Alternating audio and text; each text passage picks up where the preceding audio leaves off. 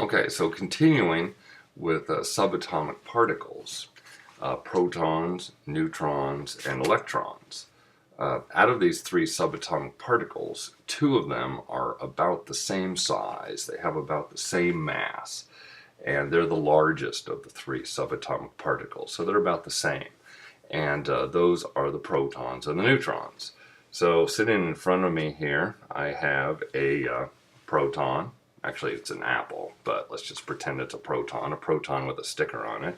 And let's see, I have a neutron. Okay, it's an orange really, but I just want to point out that both of these fruits that I are holding in my hand are about the same size. They have about the same mass, so they can represent protons and neutrons. And the simplest element in the periodic table, if you went back and looked at that periodic table up in the top corner, would be hydrogen. Okay, hydrogen. And one atom of hydrogen simply just has one proton in it. That's it, just one proton. And all protons have an electrical charge, and that electrical charge is always positive. So have a positive charge. Now, hydrogen atoms, they all have one proton. In fact, that's what defines what a certain element is how many protons it has in its nucleus. I want to open up this periodic table again because I quickly want to point something out to you. Let's see. Here we go. And if we look at this periodic table, okay, all the elements that are listed here. Again, hydrogen is right down there, hydrogen, and it has one proton in it, okay? As you go up through the periodic table, basically, the elements that are farther up, all over the place here, including helium, that's way over on the side here, helium, that has two protons in it. And if you go down to the next row in the periodic table here, there's lithium that has four protons, and then beryllium has four protons. And boron over here has 5 protons, carbon has 6 protons, and there you go up the periodic table. That's what makes the different elements, is how many protons they have in the middle. Hydrogens have one proton, that's what makes them a proton. And on average, 99 out of every 100 hydrogens just have one proton. 1 out of 100 have a neutron in there. So you can just draw that green blob. It's about the same size, neutron. And neutrons have zero charge, no charge. They're neutral, hence the name neutron.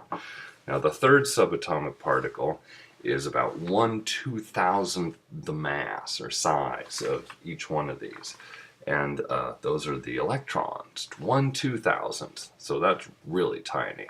And here's a blueberry, and that blueberry can sort of represent the electron, okay? Much, much smaller than the apple. I mean, in reality, I should have something that's even smaller than this blueberry.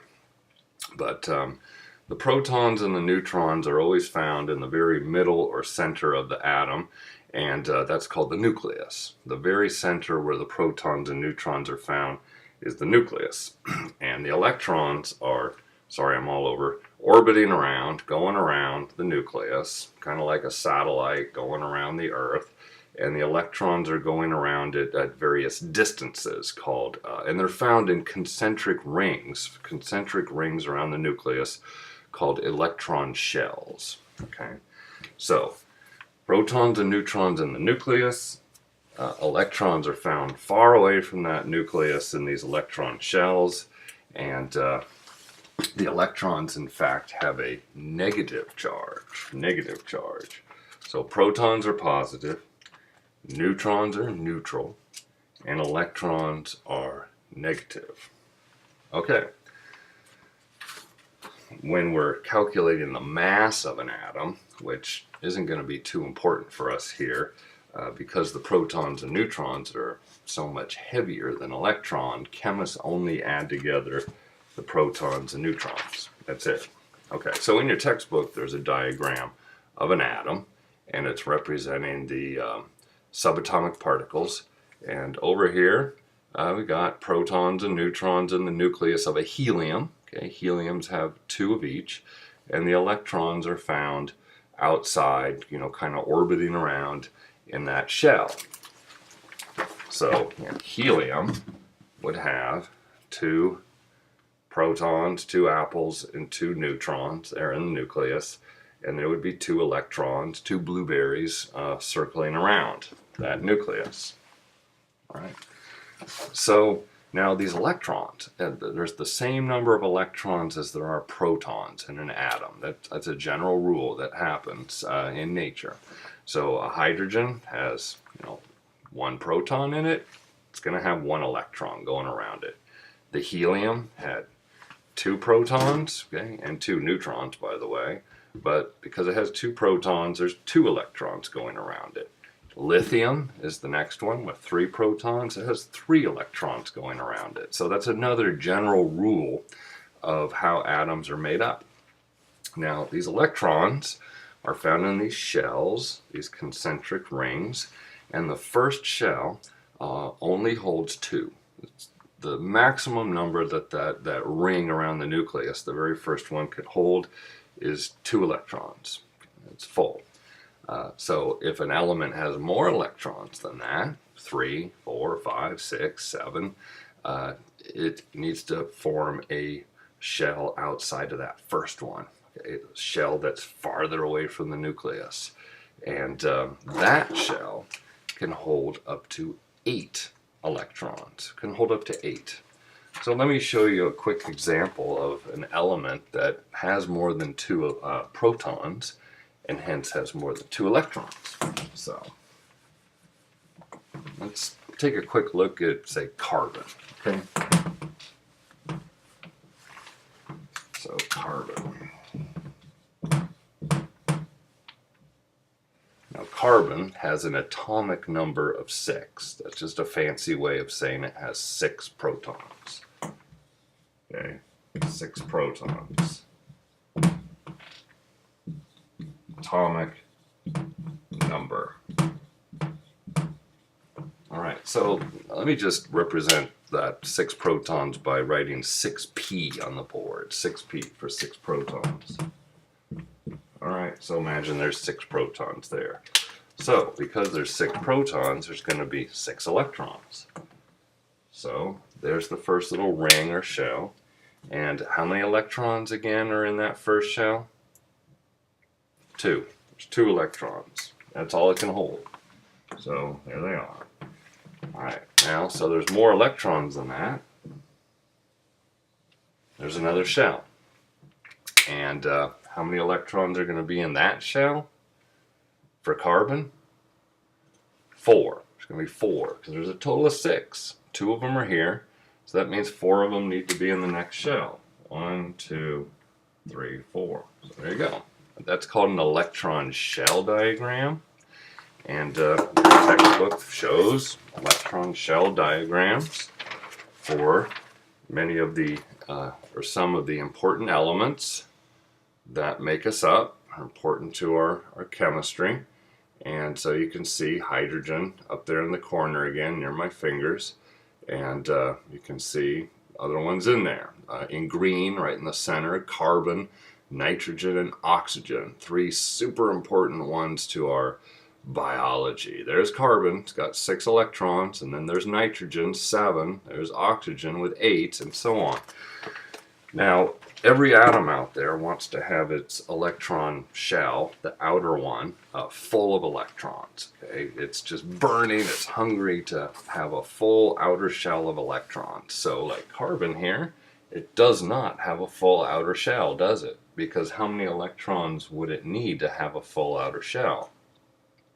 8. It needs 8 electrons. Okay? This second shell holds 8. Well, it doesn't have 8.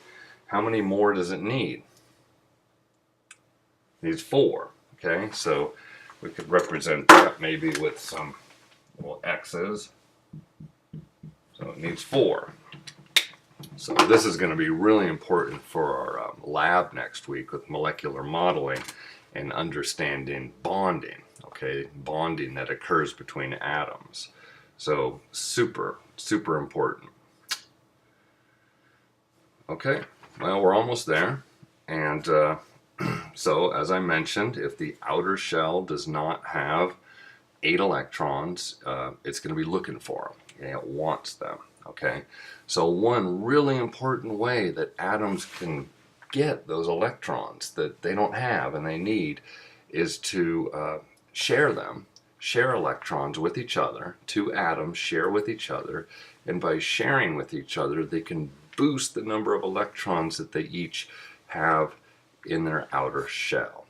And when two atoms share a pair of electrons, one electron from one atom, one electron from another atom, that's called a covalent bond. Covalent.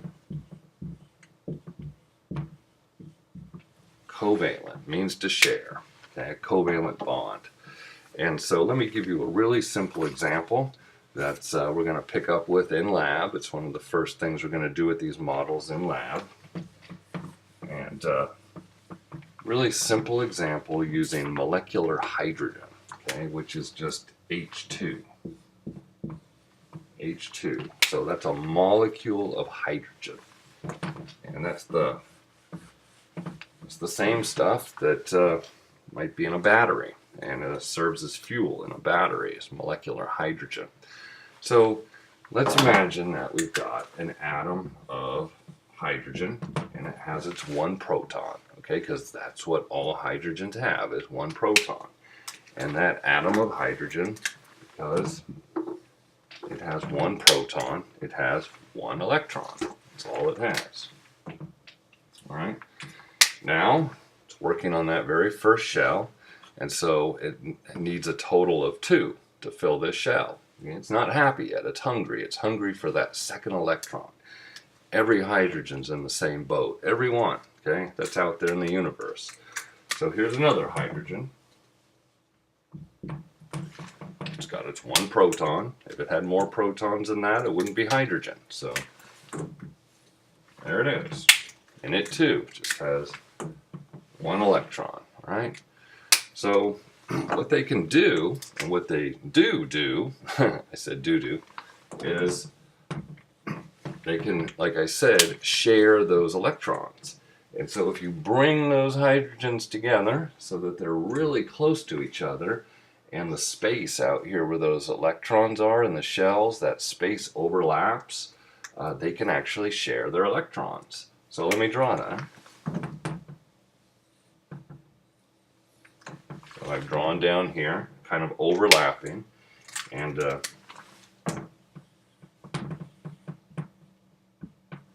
keep that proton in there, don't forget. And so now these electrons